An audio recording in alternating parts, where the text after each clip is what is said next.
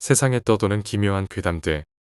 첫 번째 이야기, 서울 신촌의 오피스텔에서 실제로 겪었던 실화괴담. 어렸을 적부터 친하게 지낸 친구가 있다. 아버지들끼리도 친구 사이였기 때문에 나와 그 친구는 기억이 나지 않을 정도로 어린 시절부터 함께였다. 그런 친구가 30살이 되어 부모님으로부터 독립을 했다. 오피스텔에서 혼자 살게 되었다며 집 구경이나 하러 오라고 해서 나는 그의 오피스텔로 놀러 갔다. 그곳은 3층에 위치한 전형적인 로프트형 오피스텔이었다. 친구와 함께 TV로 추적자를 보며 맥주를 마시고 이제 여자만 있으면 완벽하겠다 는 농담으로 시작해 이런저런 얘기를 나누었다. 그러다 다음 날 출근해야 하는 친구는 복층으로 올라가 잠을 청했고 나는 1층 소파에서 잠을 자기로 했다. 아침 7시 반쯤 되었을 때 친구가 출근 준비로 부산을 떠는 바람에 잠에서 깼다. 친구는 직장 생활을 하고 있었지만 나는 1년 전까지 외국에서 일하다가 회사를 그만두고 한국으로 돌아와 창업을 한 터라 일하는 시간이 더 자유로웠다. 친구가 8시쯤 집을 나서며 출근 잘해라 라고 인사를 건넸다. 나는 조금 더 자려고 다시 누워 눈을 감았다. 한 10분쯤 지났을까? 갑자기 문이 열리는 소리가 들렸다. 친구가 뭔가를 두고 가서 돌아온 건가 싶어 문 쪽을 바라봤지만 아무도 없었다. 옆집 문소리겠지 라고 생각하며 다시 눈을 감았다. 다시 5분쯤 흘렀을 때 갑자기 내 머리맡에서 남자의 거친 호흡 소리와 함께 부드득거리며 소파를 문대는 소리가 들리기 시작했다. 나는 순간 가위 눌림인가? 라고 생각했지만 발을 살짝 움직여보니 움직일 수 있었다. 분명 가위 눌림은 아니었다. 그러면 지금 이 상황은 도대체 뭐지? 온몸에 소름이 쫙 돋았다. 남자의 거친 숨소리와 소파를 긁는 소리는 멈추지 않았다. 공포에 압도된 나는 비명조차 지를 수 없었다. 평소 종교를 믿지 않던 나도 그 순간에는 누구에게라도 기도해야 할 것 같았다. 마침 며칠 전이 석가탄신일이었다는 게 떠올라 속으로 반야심경을 외우기 시작했다. 필사적으로 한 구절을 반복하던 중 갑자기 모든 소리가 멈췄다. 잠시 후 조롱하는 듯한 굵은 남자의 목소리가 들렸다. 그런 거 소용없어. 이내 창문 열리는 소리가 들렸지만 다시 아무 소리도 나지 않았다. 나는 떨리는 손으로 눈을 떠 창문을 바라봤다. 그러나 창문은 굳게 닫혀 있었다. 나는 굳게 닫혀 있는 창문을 바라보며 온몸이 얼어붙었다. 분명히 들었던 창문 여는 소리는 현실처럼 생생했지만 어디에도 창문이 열린 흔적은 없었다. 내가 정신을 가다듬기도 전에 갑자기 방 안 공기가 싸늘하게 변했다. 숨조차 제대로 쉴 수 없을 정도로 차가운 기운이 감돌았다. 그 순간 소파 뒷부분에서 낮고 울리는 목소리가 들려왔다. 내가 너를 지켜보고 있다. 나는 뒤돌아볼 용기를 내지 못한 채 그 자리에 얼어붙었다. 목소리는 점점 가까워지며 내 귀 바로 옆에서 반복되었다. 내가 너를 지켜보고 있다. 심장이 터질 듯 뛰었지만 몸은 꼼짝도 하지 않았다. 그 순간 뭔가 날카롭고 차가운 물체가 내 목덜미를 스치는 느낌이 들었다. 나는 반사적으로 소리를 지르며 몸을 일으켰다. 방 안은 고요했다. 그러나 소파 등받이 쪽에는 손톱 자국처럼 보이는 깊은 긁힌 자국이 있었다. 나는 그것을 확인한 순간 다시 공포에 휩싸였다. 밖으로 도망쳐 나가고 싶었지만 이상하게 문은 열리지 않았다. 손잡이를 돌려도 꿈쩍도 하지 않았다. 그때 방 안 어딘가에서 느껴지는 무거운 발소리가 들렸다. 발소리는 점점 가까워졌고 내 심장은 터질 것 같았다. 나는 뒷걸음질 치며 방 모퉁이에 몸을 웅크렸다. 갑자기 어둠 속에서 뭔가 형체가 보였다. 희미하게 드러난 그것은 얼굴 없는 남자의 모습이었다. 검은 그림자처럼 보이던 형체는 나를 똑바로 바라보는 것 같았다. 그 남자는 천천히 손을 들어 내 쪽으로 뻗었다. 그 순간 나는 그 자리에서 정신을 잃었다. 다음 날 아침 친구가 퇴근 후 돌아와 나를 깨웠다. 나는 소파에서 비틀거리며 일어났지만 밤새 일어난 일을 어떻게 설명해야 할지 알 수 없었다. 친구는 내게 무슨 일이 있었냐고 물었지만 나는 대답하지 못했다. 방 안을 둘러보니 어젯밤 봤던 긁힌 자국은 사라져 있었다. 그러나 소파 아래에 떨어진 낡은 열쇠 한 개가 눈에 띄었다. 그 열쇠는 오래되고 녹슨 상태였지만 이상하게도 손으로 만지면 얼음처럼 차가웠다. 나는 그 열쇠를 집어들고 친구에게 보여줬다. 친구는 당황하며 이건 내 것이 아니야 어디서 난 거지? 라고 말했다. 우리는 그 열쇠의 정체를 알 수 없었고 그날 이후 나는 다시는 친구의 오피스텔에 가지 않았다. 두 번째 이야기, 친구 엄마. 동생 친구의 엄마는 무당이었다. 내 동생에게는 아주 친한 단짝 친구가 한 명 있었다. 그런데 그 친구의 엄마가 무당이라는 사실을 알고 있었다. 동생과 그 친구는 너무 친했기 때문에 그런 사실에 별로 신경 쓰지 않고 지냈다고 한다. 그 친구도 자기 엄마 이야기를 잘 하지 않으려고 했던 것 같았다. 어느 날 동생이 고등학생 때였던 것으로 기억한다. 술을 진탕 마시고 집에 가기 귀찮아서 친구네 집에서 자고 가기로 했다고 한다. 집에 도착하자 현관부터 부적이 붙어 있었다. 집 안에 들어가 보니 여기저기 부적과 빨간색, 파란색 실타래 같은 것들이 보였다고 한다. 그런 모습을 이미 알고 있었지만 그래도 친구 엄마의 직업인데 신경 쓰지 않으려고 했었다. 씻고 나서 친구 방에서 이불을 깔고 누웠다. 한참 골아떨어져 자고 있는데 뭔가 산만해서 잠에서 깼다. 그때 친구가 일어나더니 밖으로 나가려고 했다. 동생이 어디 가냐? 고 물으니 친구가 화장실에 간다고 했다. 동생은 그러려니 하고 다시 벽 쪽으로 몸을 돌려 누웠다. 잠든 것도 아니고 깨어있는 것도 아닌 상태에서 갑자기 누군가 말했다. 오빠, 나랑 놀자. 순간 동생은 온몸에 소름이 돋았지만 애써 침착하려고 했다. 아마 환청이겠지라고 생각하며 그대로 누워 있었다. 그러나 이번에는 더 가까운 목소리로 들렸다. 오빠, 놀자니까. 그제야 동생은 뭔가 잘못되었다는 것을 느꼈다. 무서운 마음에 자는 척을 하고 있었다. 그런데 누군가가 어깨를 툭툭 건드리며 말했다. 오빠, 안 자는 거 안다니까. 나랑 놀자. 이 말을 듣는 순간 동생은 거의 멘붕 상태에 도달했다. 혹시 꿈을 꾸고 있거나 가위에 눌린 것이 아닐까 생각하며 손가락을 살짝 움직여 봤다. 그런데 가위는 아니었다. 꿈이라고 하기엔 모든 것이 너무 생생했다. 이렇게 된 거 어쩔 수 없지. 결국 동생은 뒤를 돌아보았다. 거기엔 친구의 엄마가 있었다. 그런데 그 모습이 너무 이상했다. 어린아이처럼 해맑게 웃고 있었고 굿할 때 입는 옷을 입고 있었다. 더 끔찍했던 것은 얼굴에 무당들이 하는 진한 화장을 하고 있었다는 것이다. 동생은 순간적으로 몸이 굳어 움직일 수 없었다. 친구 엄마는 웃음을 멈추고 고개를 갸웃거리며 말했다. 왜 그렇게 놀라? 내가 무섭니? 동생은 말을 할 수 없었다. 엄마가 점점 가까이 다가오더니 차가운 손으로 동생의 뺨을 만졌다.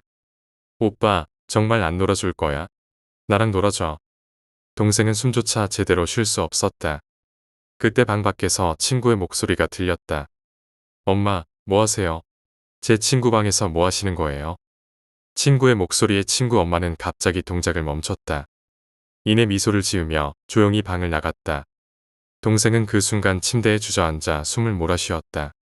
친구는 방으로 들어오며 걱정스러운 얼굴로 물었다. 뭐야? 무슨 일이야? 얼굴이 하얗다. 동생은 겨우 정신을 차리고 친구에게 말했다. 네 엄마. 방에 들어와서. 친구는 대답을 듣기도 전에 크게 한숨을 내쉬었다. 또야? 엄마가 요즘 자주 이래. 친구는 동생을 보며 덧붙였다. 너 괜찮아? 무섭지 않았어? 동생은 대답하지 못했다. 그리고는 급하게 가방을 챙기고 친구 집을 나왔다. 다음 날 동생은 이 일을 나에게 이야기했다. 처음에는 믿기 어려웠다. 그런데 이후로 동생이 친구네 집에 가지 않는 것을 보고 이 이야기가 사실일지도 모른다는 생각이 들었다. 하지만 기이한 일은 거기서 끝나지 않았다. 동생은 밤마다 누군가 부르는 소리를 들었다고 한다. 처음에는 간헐적으로 들리더니 점점 빈도가 잦아졌다. 오빠, 나랑 놀자. 그 목소리는 아주 분명하게 들렸다. 방문 틈으로 느껴지는 서늘한 기운과 함께였다.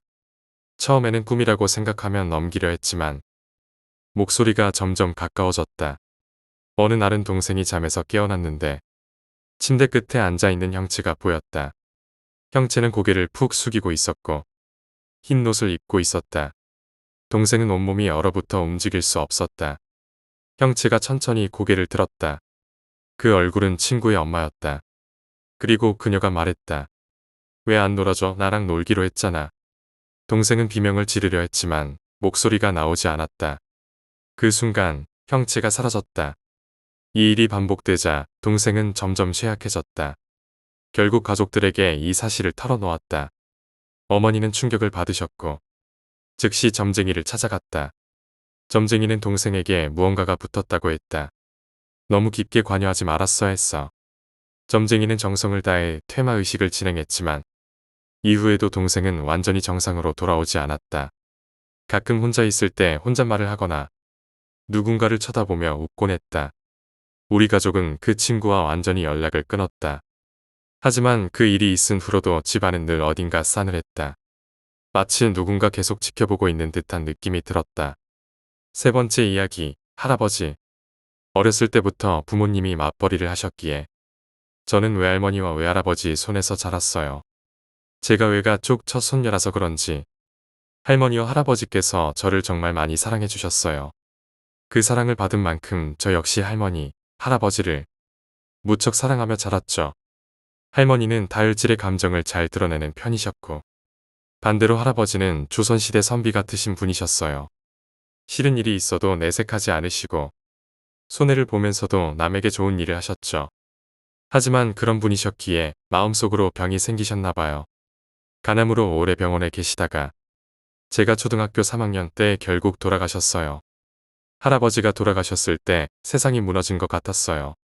관 속에 누워 계신 할아버지 모습이 왜 그렇게 작아 보이던지요. 어린 마음에도 너무 안쓰러웠고 엄마에게 할아버지를 저기서 꺼내달라고 엉엉 울었어요.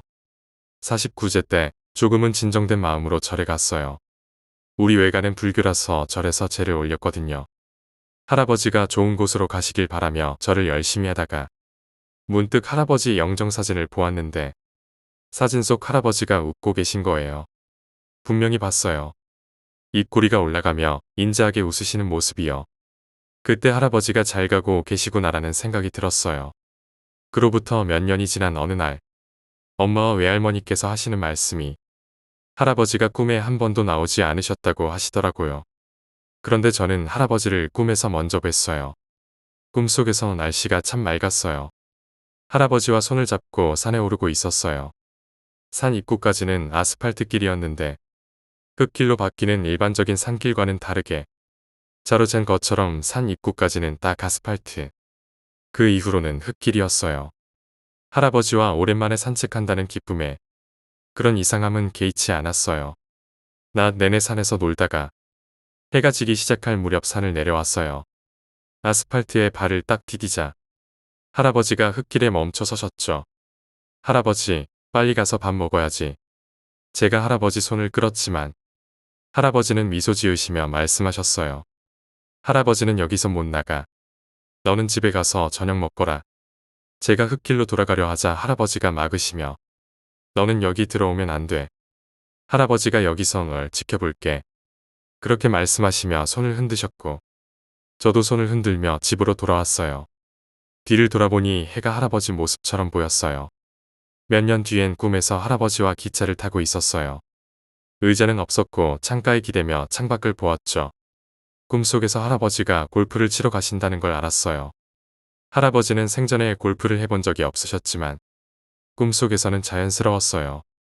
얼마 뒤 영국에 사는 사촌이 할아버지와 골프를 치는 꿈을 꾸었다는 이야기를 들었어요.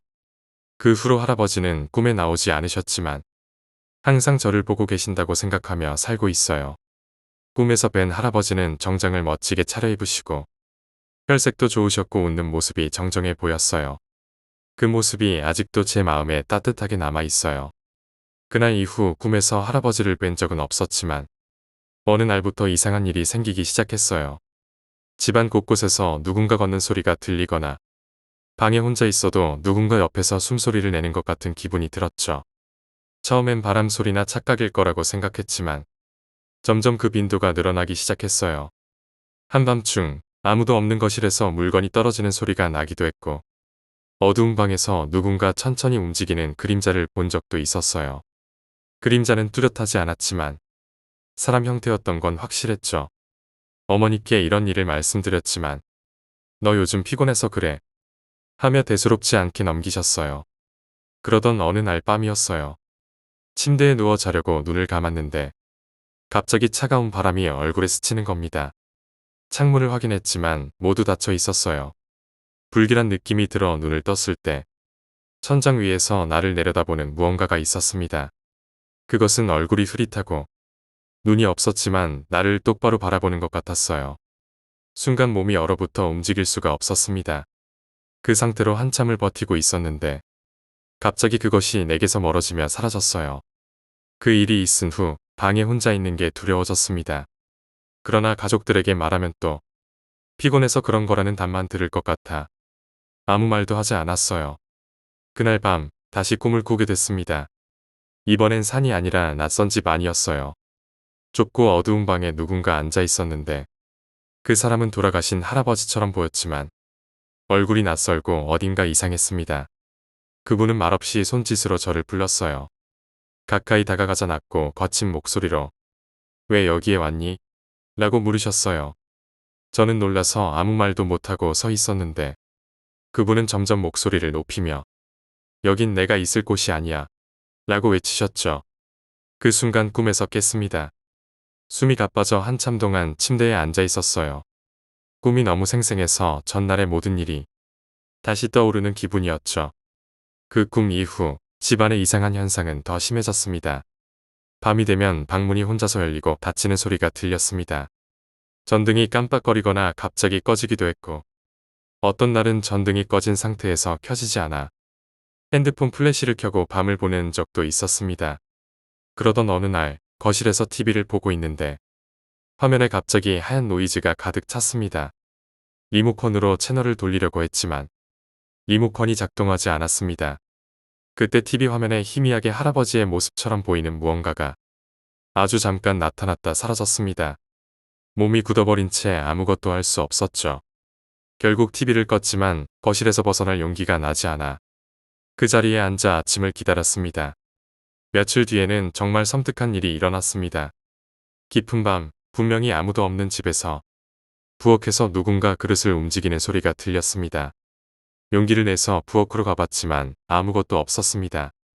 그릇들은 모두 원래 자리에서 멀쩡히 있었어요. 그런데 돌아서려는 순간 등 뒤에서 차갑고 낮은 목소리로 여기서 나가 라는 말을 들었습니다. 심장이 멎는 줄 알았지만 뒤돌아보지는 않았습니다. 그대로 방으로 달려 들어가 문을 잠갔습니다. 이후로도 이런 일은 계속되었습니다. 밤마다 방 밖에서 발소리가 들렸고 가끔은 누군가 방문을 두드리는 소리도 들렸습니다. 처음에는 가족 중 누군가 장난치는 줄 알았지만 다음 날 물어보면 아무도 그런 적이 없다고 했습니다. 이상한 꿈도 계속 이어졌습니다. 어느 날은 낯선 곳에서 혼자 서 있는 꿈을 꿨습니다. 주변은 뿌연 안개로 가득 차 있었고 멀리서 누군가 걸어오는 소리가 들렸습니다. 가까이 다가온 것은 다름 아닌 흐릿하게 보이는 할아버지의 실루엣이었습니다. 그런데 이번에는 예전 할아버지의 모습이 아니었습니다. 얼굴은 검게 일그러져 있었고 눈은 텅 빈 구멍 같았습니다. 그 모습으로 저를 바라보며 무언가를 중얼거리기 시작했습니다. 분명히 알아들을 수 없는 소리였지만 그 소리는 점점 커지며 제 머릿속을 가득 채웠습니다. 머리가 깨질 듯한 고통 속에서 깨어나 보니 아직 한밤중이었습니다. 방 안은 고요했지만 방문 밖에서 이상한 기척이 느껴졌습니다. 발소리와 함께 누군가 아주 천천히 문 앞에 다가오는 소리가 들렸습니다. 숨을 죽이고 귀를 기울이자 낮은 목소리가 문 너머에서 들려왔습니다. 나가야 한다. 나가야 한다. 목소리는 점점 또렷해졌고 이내 문고리가 천천히 움직이기 시작했습니다. 문이 열리기 직전에 저는 재빨리 몸을 일으켜 문을 단단히 붙잡았습니다. 문 너머에서는 누군가가 문을 열려고 힘을 쓰는 느낌이 들었고 손잡이는 제 손아귀 안에서 계속 돌아갔습니다. 그 힘겨루기는 몇 초간 이어지다가 갑자기 멈췄습니다. 모든 소리가 사라지고 문 너머는 다시 고요해졌습니다. 하지만 이상한 기운은 여전히 방 안을 맴돌고 있었고 잠을 이룰 수 없었습니다. 다음 날 아침 가족들에게 이 일을 이야기했지만 모두가 웃으며 제 말을 대수롭지 않게 여겼습니다. 그날 밤 다시 이상한 꿈을 꾸었습니다. 꿈속에서 저는 다시 기차에 타고 있었습니다. 하지만 이번에는 할아버지가 아니었습니다. 옆자리에는 얼굴이 없는 사람처럼 보이는 실루엣이 앉아 있었습니다. 그 사람은 저를 가만히 바라보고 있었고 저는 움직일 수 없는 채로 그 자리에서 얼어붙어 있었습니다. 기차는 점점 어두운 터널 속으로 들어갔고 그 실루엣은 고개를 천천히 돌려 나지막한 목소리로 말했습니다. 너도 곧 오게 될 거야. 그 순간 꿈에서 깨어났지만 방 안은 꿈속의 어둠과 다르지 않았습니다. 불길한 기운이 여전히 제 주위를 맴돌고 있었고 침대 발치 쪽에서 무언가 움직이는 소리가 들렸습니다. 이제는 꿈과 현실의 경계가 무너진 것처럼 느껴졌습니다. 침대 발치 쪽에서 나는 소리는 점점 더 뚜렷해졌습니다. 숨소리와 비슷한 소리가 섞여 들리기 시작했고 마치 누군가 숨을 고르며 천천히 다가오는 것 같았습니다. 움직일 수 없는 공포에 사로잡혀 그저 그 방향을 쳐다볼 수밖에 없었죠. 그때 발치에 있는 이불이 갑자기 아래로 쭉 잡아당겨졌습니다. 순간적으로 몸이 경직되었고 어둠 속에서 희미한 손 모양의 그림자가 보였습니다. 그 손은 점점 위로 올라오며 제 발목을 움켜잡으려는 듯했죠. 저는 본능적으로 발을 뺐지만 손은 놓치지 않고 더 강하게 움켜쥐었습니다. 발끝에서 느껴지는 차가운 감촉에 온몸이 떨렸습니다. 용기를 내어 발을 뻗어 보려는 순간 방 안 전체가 갑자기 차가워졌습니다. 그리고 그 손은 흔적도 없이 사라졌습니다. 다음 날 아침이 되어서야 저는 겨우 몸을 일으켜 발치 쪽을 확인했습니다. 거기엔 손톱으로 긁힌 듯한 자국이 선명하게 남아 있었습니다. 그날 밤은 무조건 불을 켜고 자야겠다고 결심했지만 전등을 켠 채로도 공포는 사라지지 않았습니다. 늦은 밤, 방 안에서 다시 이상한 소리가 들리기 시작했습니다. 천장에서 긁히는 소리가 났고 무언가가 천천히 벽을 따라 내려오는 것 같았습니다. 이불을 머리끝까지 뒤집어 쓰고 버텼지만 점점 더 가까워지는 기척은 저를 미치게 했습니다. 그러다 갑자기 귀 옆에서 분명한 속삭임이 들렸습니다. 왜 여기 있니? 놀라서 눈을 뜬 순간 바로 눈앞에서 형체를 알아볼 수 없는 무언가가 서 있었습니다. 그것은 고개를 갸웃하며 저를 쳐다보고 있었고 얼굴 없는 그 존재의 기운이 너무 강렬했습니다. 움직이려고 했지만 몸은 마치 얼어붙은 듯 한치도 움직일 수 없었습니다. 그것은 천천히 손을 뻗어 저를 잡으려 했고 저는 그 순간 간신히 비명을 질렀습니다. 비명을 지르자마자 방 안의 불이 깜빡거리며 그 형체는 사라졌지만 한동안 그 자리에서 꼼짝도 할 수 없었습니다. 그날 이후 집안은 더 이상 안전한 장소처럼 느껴지지 않았습니다. 저는 집에 혼자 있는 시간을 피하기 위해 늦게까지 밖에 머무는 일이 많아졌습니다. 하지만 이상한 현상은 집 밖에서도 따라왔습니다. 어느 날 밤 집 근처 골목길을 걸어가고 있을 때였습니다. 가로등 불빛이 희미해지더니 주변이 갑자기 어두워졌습니다. 그 순간 등 뒤에서 발소리가 들리기 시작했습니다. 천천히 그러나 확실하게 제 쪽으로 다가오는 소리였습니다. 고개를 돌릴 용기가 나지 않아 그저 발걸음을 재촉했지만 소리는 점점 가까워졌습니다. 그리고 뒤에서 차갑고 거친 목소리가 들렸습니다. 돌아보지 마. 그 말을 들은 순간 온몸이 얼어붙었습니다. 그 목소리는 사람의 것이 아니었습니다.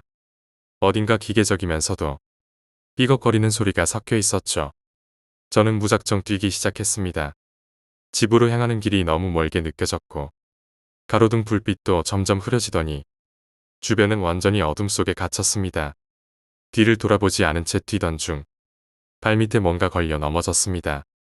넘어진 자리에서 고개를 들자 바로 눈앞에 무언가가 서 있었습니다. 사람의 형태를 하고 있었지만 얼굴은 없었고 팔도 불완전했습니다. 그것은 저를 향해 천천히 고개를 숙이며 손을 뻗으려 했습니다. 숨이 막힐 것 같은 공포 속에서 저는 다시 일어나 무작정 달렸습니다.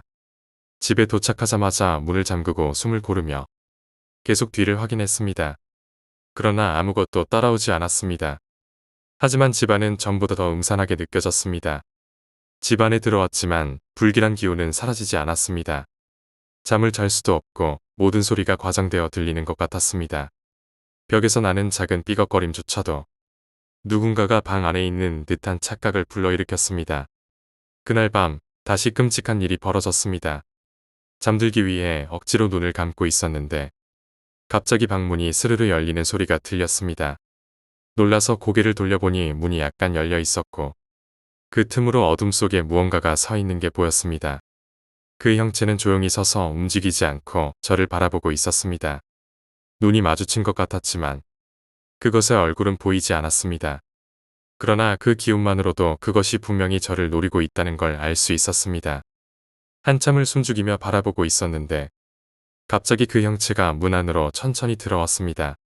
발소리 없이 미끄러지듯 다가오는 모습에 저는 비명을 지르려 했지만 목소리가 나오지 않았습니다. 그것은 제 침대 옆까지 다가와 서 있더니 천천히 몸을 구부려 얼굴을 제 눈높이에 맞췄습니다. 그 순간 가까이서 본 얼굴은 정말 끔찍했습니다. 얼굴에는 눈, 코, 입이 있는 대신 텅 빈 구멍들이 가득했고 그 구멍에서 희미하게 무언가 움직이는 것 같았습니다. 그리고는 낮은 목소리로 말을 했습니다. 너는 이미 알고 있어. 그 말이 무슨 뜻인지 이해할 수 없었지만 그 순간 정신이 아득해지며 눈앞이 캄캄해졌습니다. 다음 날 아침 침대에서 깨어났을 때 방 안에는 아무도 없었지만 바닥에는 이상한 흔적이 남아 있었습니다. 사람 발자국처럼 보였지만 발 모양이 인간의 것과는 달랐습니다.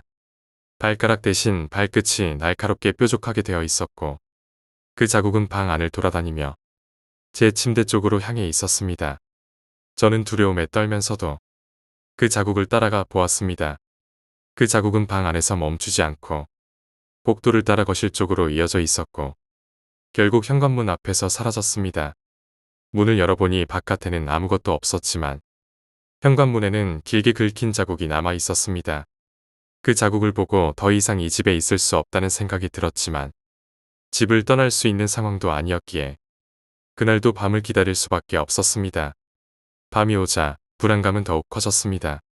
방 안에 불을 켜고 최대한 밝게 만들어도 어디선가 느껴지는 시선은 사라지지 않았습니다.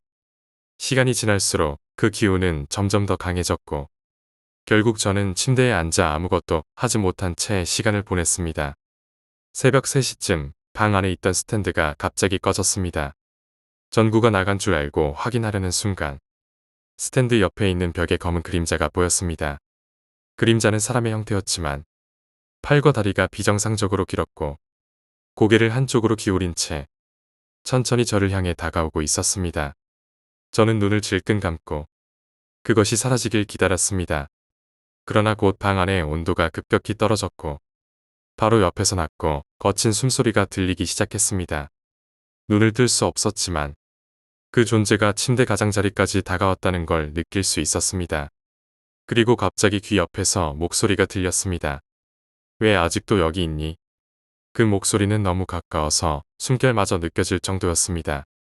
저는 비명을 지르며 방을 뛰쳐나갔고 집 밖으로 나가기 위해 현관문으로 달렸습니다. 그런데 문을 열려는 순간 문은 잠겨 있었고 뒤에서 발소리가 들리기 시작했습니다. 발소리는 점점 더 가까워졌고 결국 저 바로 뒤에서 멈췄습니다. 고개를 돌리려는 순간 누군가 제 어깨를 붙잡았습니다. 차갑고 단단한 손의 감촉에 온몸이 얼어붙었습니다. 그 손은 점점 힘을 주며 저를 움직이지 못하게 만들었고 저는 그대로 바닥에 주저앉았습니다. 그때 머리 위에서 낯선 목소리가 들렸습니다. 여기서 나가야 할 사람은 너야. 그 목소리는 이전과는 달랐습니다. 더욱 낮고 무거운 울림이 있었고 말이 끝나자마자 방 안의 모든 불이 꺼졌습니다. 집안이 완전히 어둠에 휩싸였습니다. 눈을 뜨고 있어도 아무것도 보이지 않았고 저는 공포에 질린 채 그 자리에 주저앉아 움직일 수 없었습니다. 그런데 어둠 속에서 뭔가 느껴졌습니다. 제 주위를 천천히 돌며 가까워지는 기운이 있었죠. 가만히 귀를 기울이니 발소리가 아니라 끊임없이 중얼거리는 낮은 목소리가 들렸습니다. 그 목소리는 처음엔 알아들을 수 없었지만 곧 또렷해졌습니다. 여긴 내가 있을 곳이 아니다. 돌아가야 한다. 너도 곧 알게 될 거야. 저는 숨을 죽이고 어둠 속에서 손을 뻗어 무언가를 붙잡으려 했지만 주위엔 아무것도 잡히지 않았습니다. 그 순간 저 멀리서 희미하게 빛이 보이기 시작했습니다. 작은 불빛이었지만 저는 그것을 향해 본능적으로 손을 뻗으며 다가가려 했습니다. 그런데 그 빛은 가까워지는 듯 하다가 갑자기 멈추고 서늘한 공기를 내뿜었습니다. 그리고 그 빛 속에서 형체가 나타났습니다. 얼굴이 없는 사람 같은 실루엣이었지만 이번엔 온몸이 타들어간 것처럼 검게 일그러져 있었습니다. 그 존재는 저를 똑바로 바라보며 천천히 다가왔습니다. 움직일 수 없을 만큼 강렬한 공포가 엄습했고 저는 그 자리에서 꼼짝할 수 없었습니다. 그것이 제 눈앞까지 다가왔을 때 저의 귀에 가까이 얼굴을 들이밀며 말을 했습니다. 너는 이미 알고 있어. 그 순간 머릿속에 강렬한 이미지가 떠올랐습니다. 어린 시절 꿈속에서 보았던 낯선 산길, 그리고 아스팔트와 흙길의 경계에서 할아버지가 저를 막아섰던 그 장면이 떠올랐습니다. 왜 그 꿈이 지금 떠오르는지 이해할 수 없었지만 그 순간 저는 그 꿈이 단순한 꿈이 아니었다는 걸 깨달았습니다. 눈앞의 존재는 할아버지가 지키려 했던 그 경계를 넘어왔던 존재라는 것을 말입니다. 눈앞의 존재는 점점 더 가까워졌습니다. 저는 본능적으로 뒤로 물러나려 했지만 등 뒤에는 이미 차가운 벽이 느껴졌습니다. 그 존재는 천천히 고개를 기울이며 손을 들어 저를 향해 뻗었습니다. 손끝에서 느껴지는 서늘한 공기가 숨조차 쉴 수 없게 만들었습니다. 그 순간 머릿속에는 할아버지의 마지막 말이 떠올랐습니다. 너는 여기 들어오면 안 돼. 왜 그 말이 떠오르는지 몰랐지만 그 경고가 지금의 상황과 연결되어 있다는 걸 깨달았습니다. 이 존재는 할아버지가 막으려 했던 그 경계를 넘은 것이었고 이제 저를 완전히 끌어들이려 하고 있었습니다. 저는 할아버지의 목소리를 떠올리며 간절히 마음속으로 그를 불렀습니다. 그때 방 안의 어둠이 순간적으로 깜빡이며 짧은 섬광처럼 빛이 스쳤습니다. 그 존재는 잠시 멈칫하며 제 앞에서 물러섰습니다.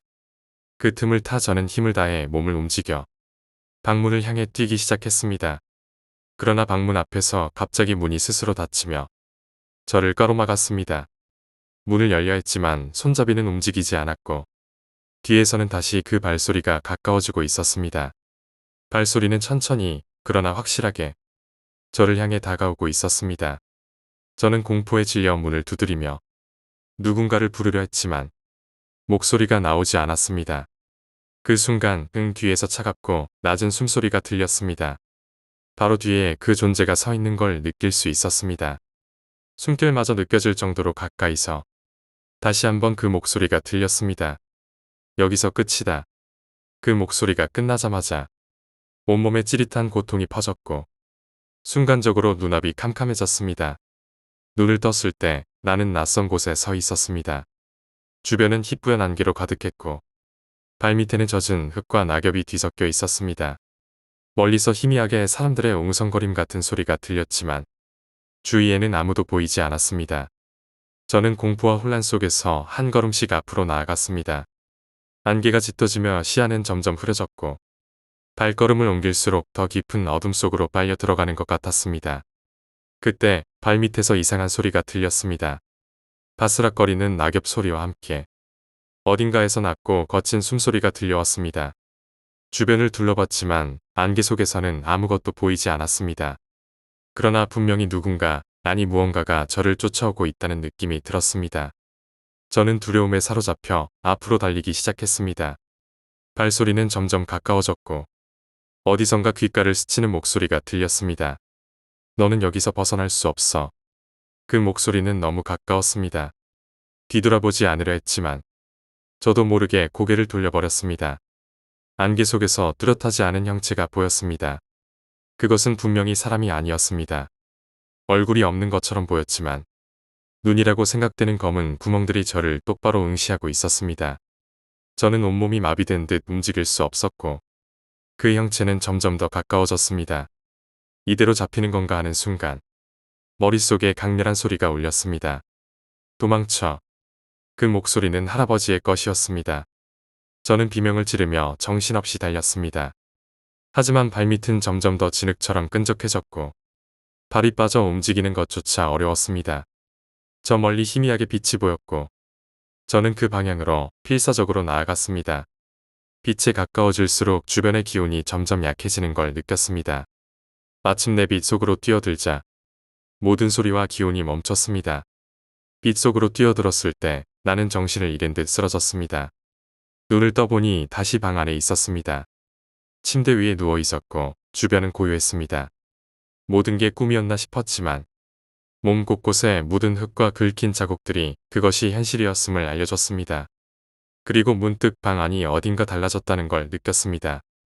불길한 기운은 사라졌지만 대신 묘한 정적이 감돌고 있었습니다.